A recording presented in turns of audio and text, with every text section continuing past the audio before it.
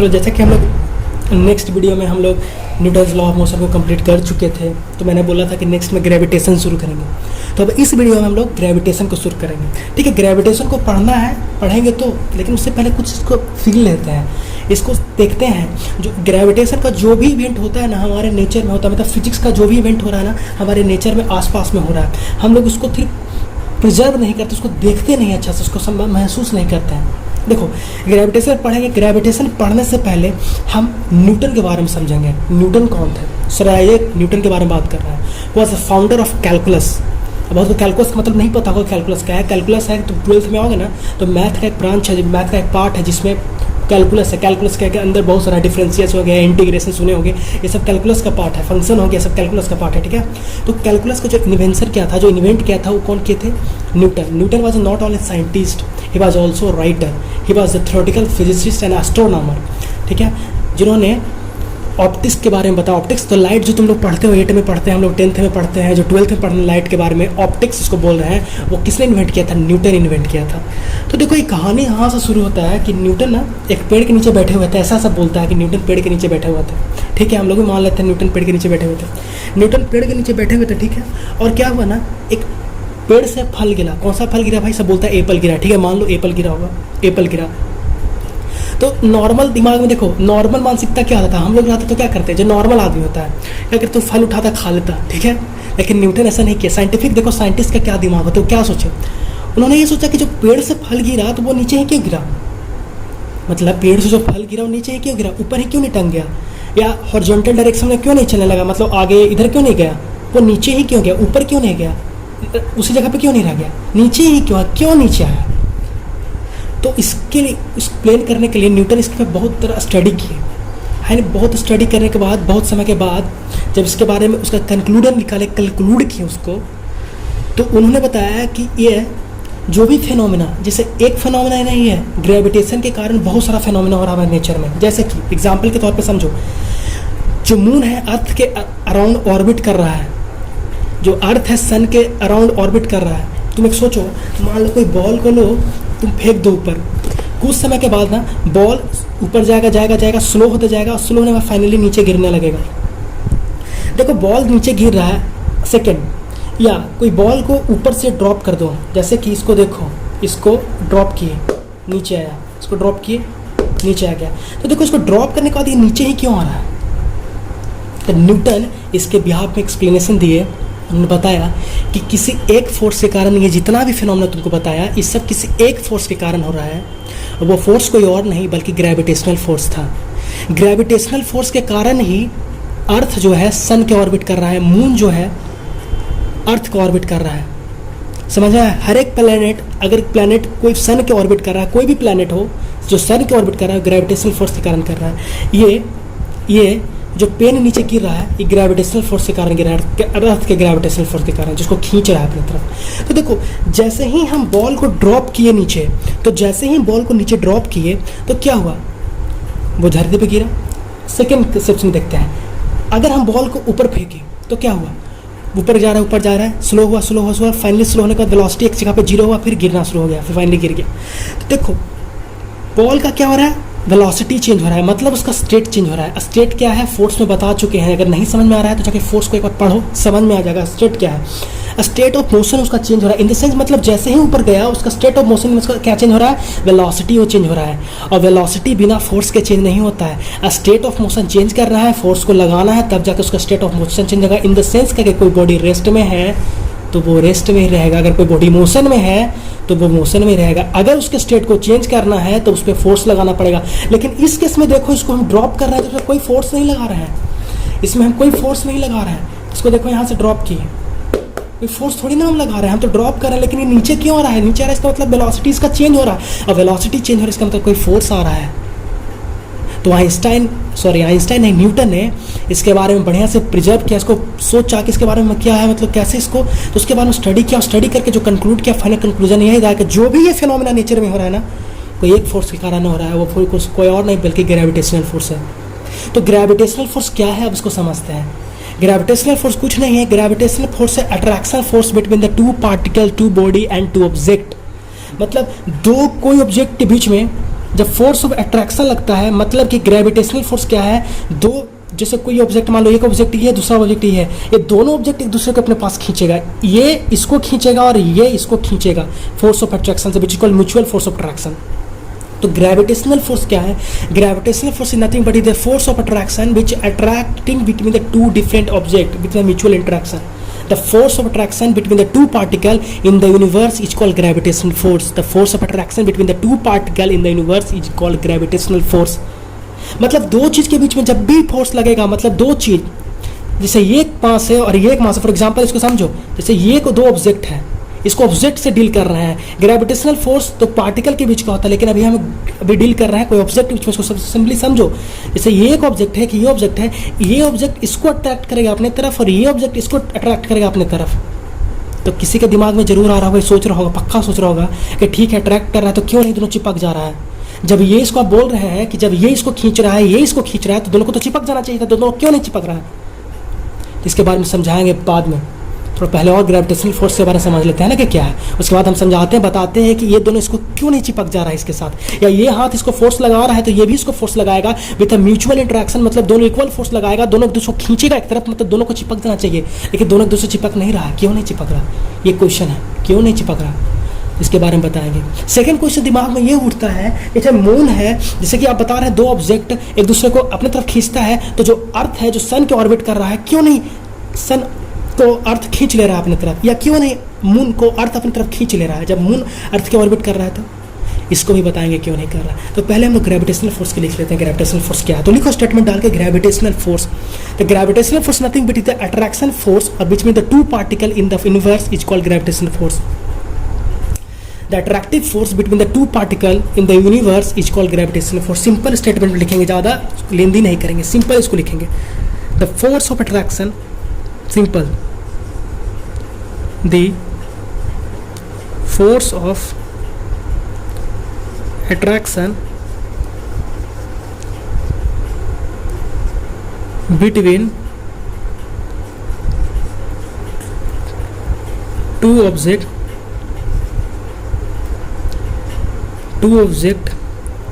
in the universe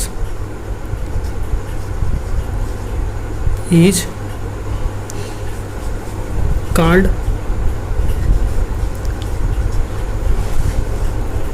gravitation, or the force with which particle attract each others are called as gravitational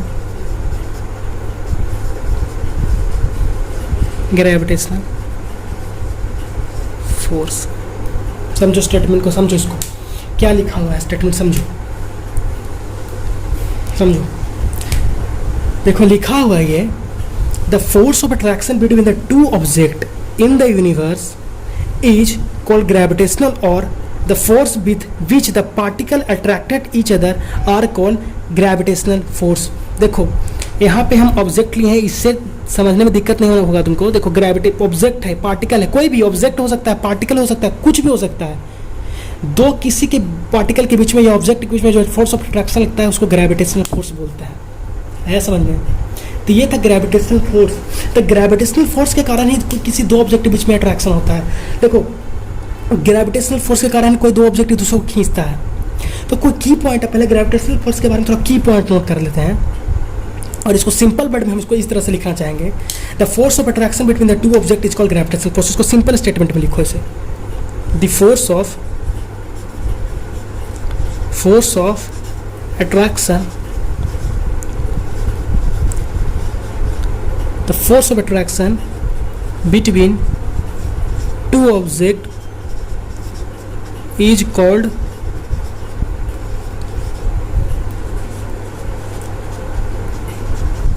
gravitational force। I hope समझ में आया होगा, समझ में आया क्या होता है। ग्रेविटेशनल फोर्स और ग्रेविटेशन क्या है? ग्रेविटेशन है कौन सा, वही चीज़, लेकिन ग्रेविटेशन जो जिस फोर्स से उसको अट्रैक्ट करता है उसको ग्रेविटेशनल फोर्स बोलते हैं। ग्रेविटेशन और ग्रेविटेशनल फोर्स दोनों सिमिलर चीज़ है, लेकिन क्या है कि ग्रेविटेशनल फोर्स जिस फोर्स से उसको अट्रैक्ट कर रहा है उसको ग्रेविटेशनल फोर्स बोलते हैं। ठीक है, समझ में आया? अब इसका ग्रेविटेशनल फोर्स का कुछ की पॉइंट नोट कर लेते हैं कि ग्रेविटेशनल फोर्स का कुछ की पॉइंट नोट करते हैं ग्रेविटेशनल फोर्स का। चलो स्लाइड चेंज करके अब थोड़ा यहाँ तक लिख लिए होगे, देख लो एक बार। ठीक है, लिख लिए। चलो अब थोड़ा ग्रेविटेशनल फोर्स का हम लोग की पॉइंट नोट करते हैं। की पॉइंट इन द सेंस कि थोड़ा इंपॉर्टेंट चीज़। चलो ठीक है, अब नोट करो। जैसे कि ग्रेविटेशनल फोर्स क्या होता है? अट्रैक्टिव इन नेचर होता है। इट इज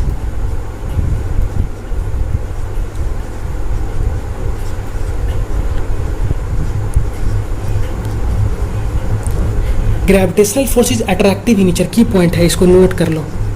की पॉइंट क्या कि gravitational force attractive in nature होता है, मतलब हमेशा एक दूसरे को अट्रैक्ट करेगा, कभी रिपेल नहीं कर सकता। जैसे चार्ज रिपेल करता है ना, दो सिमिलर चार्ज रिपेल करता है, लेकिन ये कभी भी रिपेल नहीं करेगा, हमेशा अट्रैक्ट करेगा। It is always attractive in nature. ठीक है, ठीक है। क्या होता है ग्रेविटेशनल फोर्स में कि म्यूचुअल अट्रैक्शन होता है। Mutual attraction in the sense कि अगर ये एक फोर्स इसको खींचेगा तो ये भी इसको एक फोर्स से खींचेगा। तो इसको लिख लो यहाँ पे। तो it is a mutual attraction.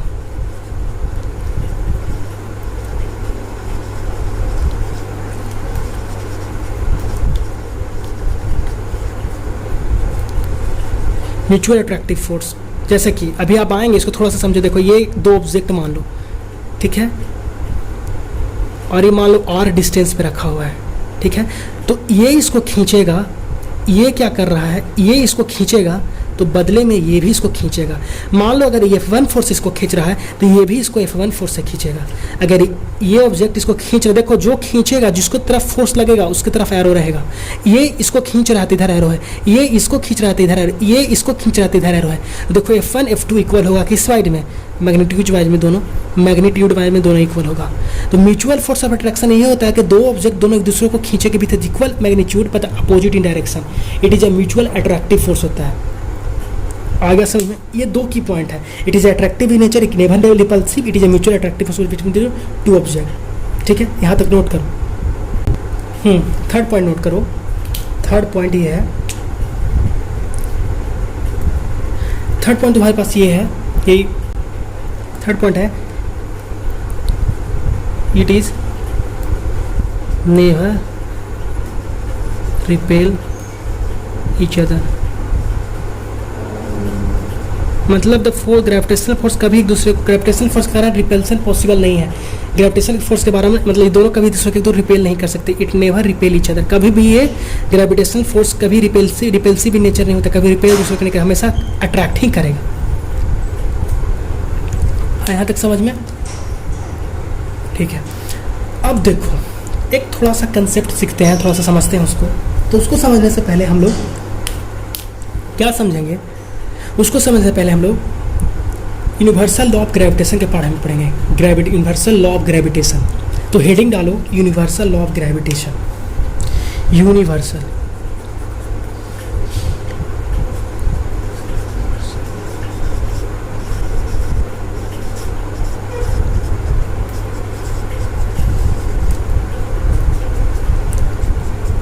Universal of gravitation, heading डाल दी होगी यूनिवर्सल ऑफ ग्रेविटेशन। देखो यूनिवर्सल लॉ ऑफ ग्रेविटेशन क्या है। तो यूनिवर्सल ऑफ ग्रेविटेशन हमको ये बताता है कि जब दो फोर्स के जो दो ऑब्जेक्ट है, वो दो ऑब्जेक्ट के बीच का जो फोर्स है ना, वो दोनों के मैग्नीट्यूड का प्रोडक्ट के बराबर और उसके डायरेक्शन का स्क्वायर इन्वर्सली प्रोपोर्शनेट होगा। मतलब जब समझो इसको, जैसे दो ऑब्जेक्ट है, दो ऑब्जेक्ट का मास होगा, ये क्या होगा, जो फोर्स लगेगा ना, ये दोनों ऑब्जेक्ट के मास के प्रोडक्ट के बराबर, मतलब उसके डायरेक्टली प्रोपोर्शनेट, और इसके डिस्टेंस के स्क्वायर के इन्वर्सली प्रोपोर्शनेट होगा। मतलब ऐसा नहीं समझ में आ रहा है, देखो इसको इस तरह से समझते हैं। पहले स्टेटमेंट लिख लेते हैं कि it is the force of attraction in which it is directly proportion, the force of attraction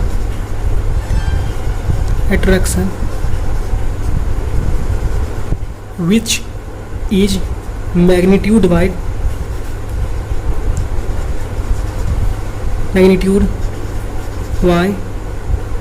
proportionate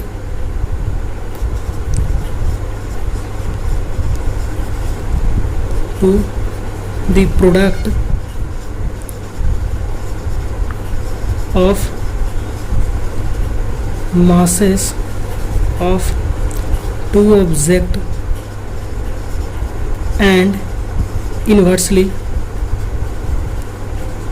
proportionate to the square of their distance। समझो, यूनिवर्सल ऑफ ग्रेविटेशन क्या बोलते थे? Force of attraction between the force of attraction which is magnitude by the proportionate to the product of the masses of the two object and inversely proportionate to square of the distance. मतलब देखो, दो object के बीच में जो force लग रहा है ना, क्या होगा, ये दोनों ऑब्जेक्ट के मैग्नीट्यूड वाइज उसके प्रोडक्ट होगा, क्या है, मास के प्रोडक्ट होगा, इनवर्सली प्रोपोर्शनल होगा दोनों के डिस्टेंस के बीच का। मतलब इसको इस तरह से समझते हैं। देखो, इसको नेक्स्ट स्लाइड बदल के देखते हैं। देखो, कहने का सेंस क्या हो रहा है ना यहाँ पे, इसको हम क्या बोलना चाह रहे हैं, इसको इसे समझो। देखो क्या कहना चाह रहे हैं, जैसे कि हम कहना चाह रहे हैं इसको, ये देखो, देखो ये मान लो दो ऑब्जेक्ट, एक ऑब्जेक्ट एक दूसरा ऑब्जेक्ट, जिसका मास m1 है, इसका मास m2 है, ठीक है, यूनिवर्सल ऑफ ग्रेविटेशन। ये इसके बीच का डिस्टेंस मान लो r है। तो इसका पहला स्टेटमेंट के अनुसार, according to the first statement, ये क्या बता रहा है, फर्स्ट स्टेटमेंट बता रहा है the force is the magnitude of force is directly proportional to mass, that is force is directly proportional to the product of their masses m1 m2। ये question 1 हो गया। सेकेंड स्टेटमेंट बता रहा है कि the magnitude of force is inversely proportional to the square of their distance, square of their distance that means square of their separation, that is f is inversely proportionate that 1/r²। This is the second equation. तो देखो दोनों क्या है, same है, तो यहाँ पे लिख सकते हैं ना, f is directly proportional to m1 m2 upon में r²। लिख सकते हैं ना, लिख सकते हैं। अब देखो, बचपन से पढ़ते आ रहा है कि जब प्रोपोर्शनैलिटी कांस्टेंट होता है तो उसको हटाते हैं, सॉरी प्रोपोर्शनैलिटी साइन होता है तो उसको हटाते हैं तो कांस्टेंट आता है। इस केस में जो कांस्टेंट होता है इसको हम लोग बोलते हैं g। g stand for gravitational universal constant, और we can say universal gravitational constant. ये तुम्हारा यूनिवर्सल लॉ ऑफ ग्रेविटेशन का मैथमेटिकल फॉर्म आ गया। क्या है? Mathematical form. इस पे ढेरों सारे न्यूमेरिकल बनते हैं, इसी पे यही तो मेन है, इसी पे तो जो भी है न्यूमेरिकल इसी पे तो बनता है। तो अब हम लोग यहाँ पे किसके बारे में बात करेंगे? जी के बारे में बात करेंगे। जी क्या था? जी था ग्रेविटेशनल यूनिवर्सल कांस्टेंट।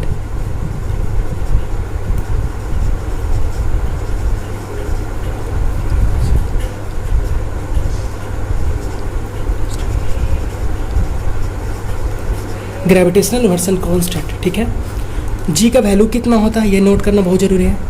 जी कितना होता है? जी का वैल्यू होता है 9.67 इंटू 10⁻⁻11। फोर्स का होता है न्यूटन, इसका हो गया मीटर स्क्वायर। देखो फोर्स का हो गया न्यूटन, इसका हो गया मीटर स्क्वायर पर केजी स्क्वायर। आया समझ में कैसे निकाले इसका यूनिट? देखो न्यूटन यूनिट सिखा देते हैं कैसे निकालना। देखो यूनिट देख लो यहाँ पे कैसे निकला है। देखो देखो जी का यूनिट निकालना है मेरे को, तो जी का यूनिट निकालना है तो क्या करेंगे? इसको सेपरेट कर देंगे। तो देखो एफ को इधर ही रहने देते हैं, आर को इधर कर देंगे, आर स्क्वायर हो जाएगा। दो मास है तो मान लो मास m1 m2 है, दोनों का यूनिट क्या हो जाएगा? केजी केजी, तो इधर हो जाएगा m1 और m2, ठीक है। ये हो गया जी। तो फोर्स का देखो यूनिट क्या होता है? न्यूटन होता है। ये क्या है? आर है। आर क्या है? डिस्टेंस है। तो डिस्टेंस का यूनिट क्या होता है? मीटर स्क्वायर, तो मीटर हो गया स्क्वायर। देखो केजी केजी तो हो जाएगा केजी स्क्वायर। तो इसको लिख सकते हैं ना, newton metre square KG inverse square, ठीक है। ये इसका यूनिट हो गया। एक पॉइंट और, अभी फिलहाल एक पॉइंट और लिखो, it is a scalar quantity.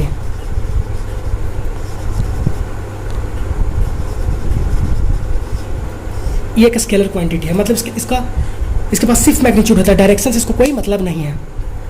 तो क्या है इसके बारे में, किसके बारे में बात कर रहे थे? जी के बारे में बात की। जी क्या था? ग्रेविटेशनल कांस्टेंट था, ग्रेविटेशनल यूनिवर्सल कांस्टेंट था। इसका वैल्यू होता है 9.67 × 10⁻11 newton metre square KG inverse square. कैसे निकाली ये भी बता दिए। It is a scalar quantity, ठीक है।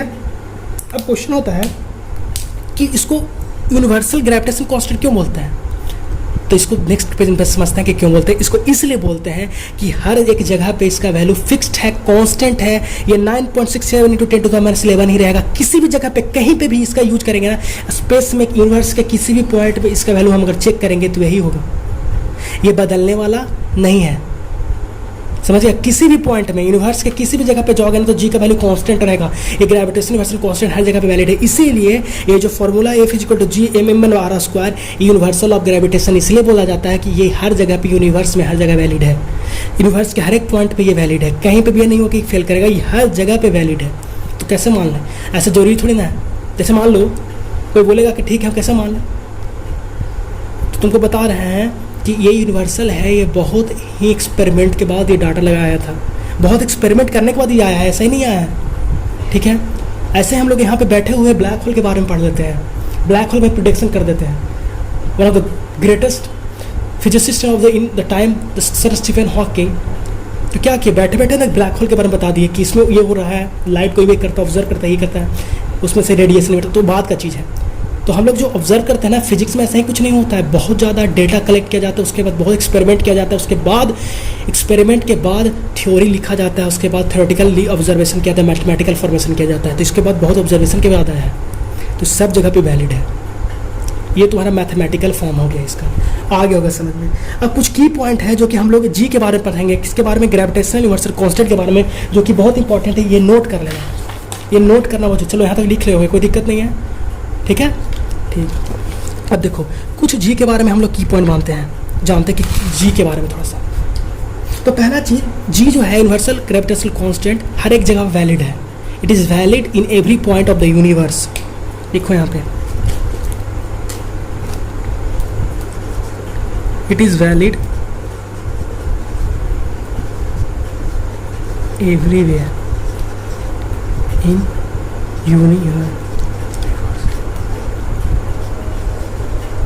यूनिवर्स। सेकेंड चीज, it does not depend on mass, mass पे डिपेंड नहीं करता, डेंसिटी पे भी डिपेंड नहीं करता,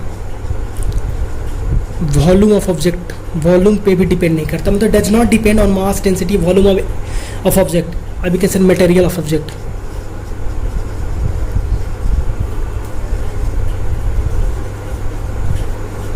second point. Third point, it also does not depend on, किस पे, मीडियम। सब समझाएंगे क्या आप बोलना चाह रहे हैं। देखो पहला स्टेटमेंट सुनो, लिख ली होगी। पहला, it is valid everywhere in the universe. तुम किसी भी यूनिवर्स के पॉइंट पे लगाओ, तुम यहाँ पे हो, अर्थ पे से उठ के तुम मान लो मून पे चलो, चलो ठीक है, तुम यहाँ से मून पहुँच गया मून पे, मून पे जाके लगाओगे तब भी वैलिड होगा। मून पे जाओगे तब भी जी का value 6.6 × 10⁻11 newton metre square KG inverse square ही वैलिड होगा, कहीं पे वो पूछे नहीं होगा। Second statement, it does not depend on mass. Body के मास पे डिपेंड नहीं करता, बॉडी के डेंसिटी पे डिपेंड नहीं करता, बॉडी के वॉल्यूम पे डिपेंड नहीं करता, मटेरियल पे डिपेंड नहीं करता, इस पे डिपेंड नहीं करता। Third, it also does not depend on medium. Medium पे डिपेंड नहीं करता। इसका मतलब ये नहीं है कि जो फोर्स का वैल्यू आया है, ये जो एफ का वैल्यू है, F = g/m1m2/r², ऐसा नहीं है कि वाटर में इसका वैल्यू कुछ और होगा और एयर में कुछ और होगा और वैक्यूम पे कुछ और होगा। नहीं, हर जगह पे जी ग्रेविटेशनल यूनिवर्सल कांस्टेंट जो है यूनिवर्सल और हर एक जगह पे वैलिड है, जी का वैल्यू कांस्टेंट होगा। फॉर एग्जांपल तुमको बता देते हैं, अगर मान लो, इसको देखो प्रैक्टिकली बताते हैं, मान लो ये कोई दो ऑब्जेक्ट है, ये कोई दो ऑब्जेक्ट है, ये m1 है, ये m2 है, इसके बीच का सेपरेशन मान लो r² है, और मान लो इस ऑब्जेक्ट के बीच में जो फोर्स लग रहा है वो 10 न्यूटन का लग रहा है। कहाँ पे 10 न्यूटन लग रहा है? एयर में 10 न्यूटन लग रहा है। ठीक है, मान लें एक वैक्यूम क्रिएट किए हम, वैक्यूम पे भी दोनों ऑब्जेक्ट को रख दिए, इसके बीच का डिस्टेंस r² ही रह गया, अभी भी r ही है, तो सॉरी इसको आर स्क्वायर नहीं बोल सकते हैं, इसको आर बोलेंगे, ठीक है। डिस्टेंस अभी भी आर है। तो अगर डिस्टेंस दोनों का मास अभी भी सेम है, अगर डिस्टेंस सेपरेशन अगर चेंज नहीं किए हैं, तो जो अभी वैक्यूम में जो फोर्स लगेगा वो भी 10 न्यूटन ही लगेगा, नहीं बदलेगा। क्यों नहीं बदलेगा? जब तक सेपरेशन अगर नहीं बदल रहा है, तो अगर फोर्स जो लग रहा है यूनिवर्सल ग्रेविटेशनल कांस्टेंट जी का वैल्यू भी नहीं बदलेगा, और यूनिवर्सल लॉ भी नहीं बदलता है, क्योंकि इसीलिए तो इसका नाम यूनिवर्सल लॉ है कि F G M M N R उसका कहीं पे भी नहीं बदलेगा, हर जगह पे सेम रहेगा। फॉर एग्जांपल, नेक्स्ट एग्जांपल समझो, मान लो फील्ड के चलते बता रहे हैं, मान लो ये वाटर है, ठीक है, ये पानी है, ये ऑब्जेक्ट, यही ऑब्जेक्ट तो रखा है, दोनों के बीच का सेपरेशन अभी भी आ रहा है। अगर सेपरेशन नहीं बदला है तो पानी है, मान लो ये वाटर है, ये क्या था, वैक्यूम है। इस केस में भी जो फोर्स रहेगा ना वो 10 न्यूटन ही रहेगा, इस केस में भी फोर्स नहीं बदलेगा। थर्ड केस मान लेते हैं और इसको ऑब्जर्व करते हैं और इसको देखते हैं। मान लो केरोसिन है, ठीक है, और इस एक पार्टिकल को ऊपर रख दिए, दूसरा पार्टिकल को नीचे रख दिए, एक को ऊपर रख दिए, दोनों के बीच का सेपरेशन अभी भी आ रहा है, तो अभी भी जो फोर्स होगा ना वो 10 न्यूटन ही होगा, फोर्स नहीं बदलेगा। इसलिए बोल रहे हैं इसको यूनिवर्सल लॉ ऑफ ग्रेविटेशन इसलिए नहीं बोला जाता है कि क्यों इसे बोला जाता है, क्योंकि हर एक जगह पे वैलिड होता है, कहीं पे ऐसा नहीं होगा कि इसका वैल्यू चेंज हो जाएगा। ये जो जी है तुम्हारा, इस हर जगह पे सेम रहेगा, कांस्टेंट रहेगा। आया समझ में?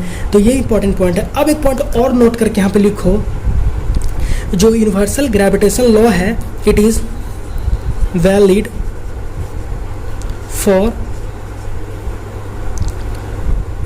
For particle. भाई ये क्या है? It is valid for particle in the sense जिसके पास डायमेंशन ना हो, मतलब जिसके पास रेडियस ना हो, जिसके पास लेंथ ना हो, जिसके पास ब्रेथ नहीं हो, उस ऑब्जेक्ट के लिए यूनिवर्सल ऑफ ग्रेविटेशन क्या होता है, वैलिड होता है। समझ में आया? जैसे कोई पॉइंट ऑब्जेक्ट होगा या कोई ऑब्जेक्ट होगा, पार्टिकल होगा, सॉरी जो पार्टिकल होगा या कोई पॉइंट, जैसे क्वेश्चन तुमको बोल देगा पॉइंट ऑब्जेक्ट तो लगेगा ये, अगर बोल देगा कि कोई पॉइंट पार्टिकल बोल देगा तब लगेगा ये, या कोई ऑब्जेक्ट बोल देगा लगेगा इसके लिए। अगर रेडियस है, उसके पास डायमेंशन है, इन द सेंस लेंथ है, तब उसके पास ये नहीं वैलिड होता है। आया समझ में? तो ये कुछ पॉइंट था किसके बारे में, ग्रेविटेशन के बारे में और ग्रेविटेशन लॉ के बारे में, कि यूनिवर्सल लॉ ऑफ ग्रेविटेशन। जैसे कि अब देखो कुछ और समझो, उसको थोड़ा और फील लेते हैं। देखो कंसेप्ट यहीं तक था, जो भी इंपॉर्टेंट था मैंने तुमको बता दिया इसमें, इसके बाहर कुछ भी नहीं है। ग्रेविटेशन और gravitation, universal law of gravitation और ग्रेविटेशन कांस्टेंट के बाद जो भी था इस पॉइंट तक, यहाँ तक मैंने तुमको सब चीज़ बता दिया। अब थोड़ा फील करो इसको, थोड़ा इसको समझो और डेप्थ में समझो। एक क्वेश्चन तुमको शुरू में हम बताए थे, पूछे थे ना, कि अगर मान लो यही है कि दो ऑब्जेक्ट के बीच में ग्रेविटेशन फोर्स क्या अट्रैक्ट करता है एक दूसरे को, ये इसको एफ फोर्स से खींच रहा था, ये इसको एफ फोर्स से खींच रहा, डायरेक्शन अपोजिट होगा, तो दोनों टकरा क्यों नहीं जा रहा है? हर एक ऑब्जेक्ट यूनिवर्स में टकरा क्यों नहीं जा रहा है? हर एक ऑब्जेक्ट एक दूसरे को खींच रहा है, मतलब हर एक दो ऑब्जेक्ट एक दूसरे को खींच रहा है। जैसे कि ये पेन इसको यहाँ पे रखा हुआ है, इसको खींच रहा होगा, तो दोनों टकरा क्यों नहीं जा रहा? तो इसके बिहाफ में एक्सप्लेनेशन यही है कि तब टकराएंगे जब इस पूरा इंटायर यूनिवर्स में सिर्फ ये दो ही ऑब्जेक्ट बच जाएगा, मतलब इसके अलावा कोई ऑब्जेक्ट नहीं रहेगा। ऐसा क्यों बोल रहे हैं? जैसे देखो फोर्स क्या होता है, वेक्टर क्वांटिटी होता है, तो डायरेक्शन पे डिपेंड करता है। जैसे देखो इस पे अगर ये फोर्स इस पे लगा रहा है, तो जो ये पेपर है, ये पेज है, ये भी इस पे फोर्स लगा रहा है, ये मेरा जो हाथ है ये भी इस पे फोर्स लगा रहा है, ये जो बॉल है ये भी इस पे फोर्स लगा रहा है, ये जो फैन है, फैन भी इस पे फोर्स लगा रहा है। तो हर एक चीज़ जिसको ऑब्जेक्ट पे फोर्स लगा रहा है, तो इसका फोर्स नलीफाई हो गया, मतलब ये इस पे जितना कंपनसेट कर रहा है इसको, उससे ज़्यादा कहीं और से फोर्स लगा रहा है, जो कि हर एक दूसरे पर फोर्स लगा कर तो नलीफाई कर रहा है, जिसके कारण ये दोनों एक दूसरे को टकरा नहीं जा रहा है। आया समझ में? ऐसे होता तो हम तुमसे टकरा जाते हैं या कोई और किसी से टकरा जाता है, तो ऐसा इसलिए नहीं होता क्योंकि हर एक चीज़ एक दूसरे को खींचता है अपने की ओर। इसलिए टोटल फोर्स है, फोर्स एक वेक्टर क्वांटिटी होता है, वेक्टर एक डायरेक्शनल फोर्स, डायरेक्शनल क्वांटिटी है, जिसके कारण हर एक दूसरे को नलीफाई करता है, काउंटर बैलेंस कर देता है, जिसके कारण एक दूसरे को कोलाइड नहीं करता, एक दूसरे जाकर चिपक नहीं जाता है। ये था। देखो और इसको समझो, सोचो। देखो जैसे कि एग्जांपल के तौर पे देखो, मान लो ये हमारा अर्थ है, ठीक, दिस इज आवर अर्थ। अब मान लो कहीं से कॉमेट आता है, कोई एस्ट्रॉइड आया, तो एस्ट्रॉइड आया तो तुम लोग देखना, जैसे ही अर्थ के सरफेस पे होता है, ऑब्जर्वेशन ये होता है कि जैसे ही अर्थ सरफेस पे आने, जैसे ही अर्थ के एटमॉस्फेयर में इंटर करता है और इसके पास आता है, तो इसका एक्सेलरेशन बढ़ जाता है, स्पीड अप हो जाता है, ये और इंक्रीज हो जाएगा, इसका स्पीड बढ़ जाएगा। क्यों ऐसा हुआ? क्योंकि अभी दूर था, तो फोर्स ऑफ ग्रेविटी इसके बाद में जो ये अर्थ है, ये जो अर्थ है, इसको कम फोर्स से खींच रहा है, लेकिन जैसे इसके बीच का डिस्टेंस कमते गया, दोनों के बीच का फोर्स बढ़ते गया और फाइनली क्या किया, ये इसको खींच लिया फाइनली, क्योंकि इसके पास एक्सेलरेशन पहले से मजबूत था। जैसे ही अर्थ के ग्रेविटेशन फोर्स के अंदर ग्रेविटी फोर्स के अंदर आया, एटमॉस्फेयर के अंदर आया, ये इसको खींच लिया अपनी ओर, तो इसका एक्सेलरेशन बढ़ गया, ये और एक्सेलरेट हो गया। समझ में आया? तो जैसे ही आया तो फिर इसके बाद क्या फिनोमेना हो जाता है कि हमारे अर्थ के एटमॉस्फेयर के कारण, एटमॉस्फेयर एयर है उसके साथ फ्रिक्शन होता है, तो फ्रिक्शन होकर क्या करता है, बर्न कर जाता है, और बर्न करने के बाद यही आग जैसा हम लोग को जो नज़र आता है ना, आग होता है जो इसमें से जो निकलता है, वो बर्न होने के कारण फ्रिक्शन के कारण क्या होता है कि घिसता है, उसके कारण क्या होता है कि ये जल जाता है, और जल करके क्या होता है इसके टुकड़ा में गिर जाता है। तो इसीलिए हमको उतना इम्पैक्ट नहीं कर पाता, लेकिन हाँ अगर थोड़ा बड़ा रहेगा तो इम्पैक्ट कर जाएगा, तब इफेक्ट पड़ेगा उससे, लेकिन ये उतना बड़ा नहीं रह पाता, इसके कारण जल के टूट के बिखर जाता है। तो ये कंसेप्ट हुआ। एक कंसेप्ट और तुमको समझाते हैं, जैसे कि मान लो हम बता रहे थे अभी तुमको, क्या बता रहे थे कि जैसे कि मान लो ये हमारा अर्थ है और ये मून है, ठीक है, अर्थ है और मून है, ये दोनों के बीच का मान लो डिस्टेंस r है, तो अर्थ मून को खींचेगा और मून अर्थ को खींचेगा, ठीक है। तो देखो एक ये दोनों के बीच के ना, दो ऑब्जेक्ट के बीच के ना, दो पार्टिकल के बीच में ना, या दो सिस्टम के बीच बोल सकते हैं, एक ऐसा पॉइंट होता है जहाँ पे फोर्स नेट जीरो होता है, मतलब जो जितना इससे खींचेगा फोर्स से वो इतना खींचेगा उसको फोर्स से, उस पॉइंट को बोलते हैं न्यूट्रल पॉइंट। क्या बोलते हैं? Neutral point. न्यूट्रल पॉइंट जहाँ पे जो एफ नेट होता है ना, मतलब जितना जो ये इसको खींचेगा उतना ही खींचेगा, वहाँ पे उसका टोटल फोर्स जो उस पॉइंट पे होगा ना वो जीरो होगा, उसको बोलते हैं एफ नेट। हम लोग क्या बोलते हैं? एफ नेट होता है। जैसे कि एग्जाम्पल के तौर पर मान लो ये हमारा अर्थ है, ठीक है, और यहाँ से हम रॉकेट को लॉन्च किए और ये मून है, रॉकेट क्या मून पे जा रहा है, मान लो रॉकेट लॉन्च किए और मून पे जा रहा है, तो ये दोनों के बीच में एक ऐसा पॉइंट आएगा जिसको हम लोग न्यूट्रल पॉइंट बोलते हैं। न्यूट्रल पॉइंट बोलते हैं। उस पॉइंट पे क्या होगा ना, ये जो दोनों का जो फोर्स है अर्थ और मून का, उस ऑब्जेक्ट पे, उस रॉकेट पे जीरो हो जाएगा। मतलब इस दोनों के कारण वो रॉकेट कोई फोर्स महसूस नहीं करेगा, लेकिन जैसे ही उसके पास जाएगा तो एक्सेलरेट करने लगेगा, क्योंकि अब इसके ग्रेविटेशनल फोर्स के अंदर आएगा, मतलब ग्रेविटेशनल फील्ड बताएंगे क्या होता है, इसके एटमॉस्फेयर के अंदर आएगा, वो एक्सेलरेट कर जाएगा। ये कुछ कंसेप्ट है। तो भाई देखो यूनिवर्स में जो भी नेचर में हो रहा है ना, बहुत अच्छा फिनोमेना है, जाकर उसको ऑब्जर्व करो, समझ में, इस बहुत अच्छा फिनोमेना है, इसको अगर देखोगे ना तो समझ में आएगा, ठीक है। ये था ग्रेविटेशन और gravitation law, universal of gravitation. और नेक्स्ट वीडियो हम लोग क्या डील करेंगे, नेक्स्ट वीडियो में हम लोग एक्सेलरेशन ड्यू टू ग्रेविटी के बारे में डील करेंगे। Acceleration due to gravity, that is gravity के बारे में करेंगे। ग्रेविटी क्या होता है? ग्रेविटी कुछ नहीं और नहीं, ग्रेविटेशनल फोर्स है। लेकिन जो अर्थ किसी ऑब्जेक्ट को अपनी तरफ खींचता है, कोई भी लिविंग नॉन लिविंग ऑब्जेक्ट हो, उस फोर्स को हम लोग ग्रेविटी सिंपल बोलते हैं। तो ग्रेविटेशनल फोर्स को ही हम लोग ग्रेविटी बोलते हैं। लेकिन किसके केस में? सिर्फ अर्थ के केस में। एक सिर्फ ऑब्जेक्ट अर्थ होना चाहिए, उसके अलावा कोई भी ऑब्जेक्ट हो, सिर्फ लेकिन अर्थ होना चाहिए एक ऑब्जेक्ट, और उसके अलावा कोई भी ऑब्जेक्ट हो, तब उस पर जो फोर्स लगता है, जो अर्थ लगाता है किसी ऑब्जेक्ट पे, तब हम लोग ग्रेविटेशनल फोर्स बोलते हैं। मतलब कि ग्रेविटी बोलते हैं, उस ग्रेविटेशनल ग्रेविटी बोलते हैं। मान लो कोई ऑब्जेक्ट अगर अर्थ के एटमॉस्फेयर पे गिरेगा या अर्थ के सरफेस पे गिरेगा, तो जो अर्थ इस पे फोर्स लगाएगा ना, उसको हम लोग बोलते हैं gravity. The gravity is nothing but gravitational force, the force which caused between the two object in which one object is earth. अगर एक ऑब्जेक्ट अर्थ है और दूसरा ऑब्जेक्ट कोई पार्टिकल है, कोई भी चीज़ हो, तो अर्थ लगाएगा फोर्स, उसको बोलते हैं हम लोग gravity. That is called gravity, that is nothing but is the gravitational force but due to the earth. इस नेक्स्ट में एक्सेलरेशन ड्यू टू ग्रेविटी के बारे में हम पढ़ेंगे। तो आई होप इतना समझ में आया होगा। थोड़ा इसको फील से समझो, देखो ये मज़ा आएगा, इसको सीखो, समझो, पढ़ो, है समझ में। ठीक है, तो यहाँ तक हम इसको कंक्लूड करते हैं। ठीक, थैंक यू।